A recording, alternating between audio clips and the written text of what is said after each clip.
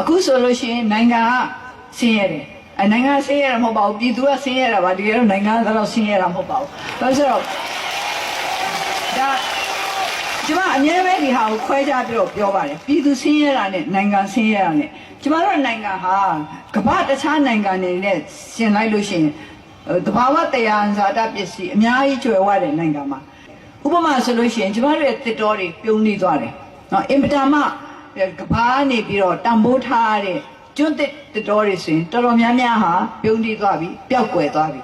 ဒါကသဘာဝတရားဇာတတွေဘာဖြစ်လို့ပြုံးနေသွားလဲပျောက်ကွယ်သွားလဲဆိုတော့ကျမတို့ရဲ့တကယ်ယတနာတွေဖြစ်တဲ့ပြည်သူလူထု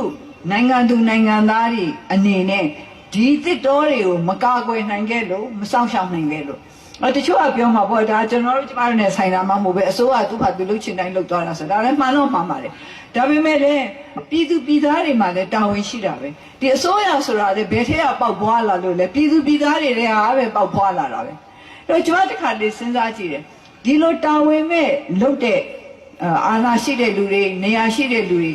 ဘယ်လိုမိသားစုတွေမှာကြီးပြင်းလာသလဲသူတို့ရဲ့မိဘတွေကဘယ်လိုများသွန်သင်ဆုံးမခဲ့တယ်လဲဆိုတာကိုကျွန်မတစ်ခါတည်းစဉ်းစားမိပါတယ်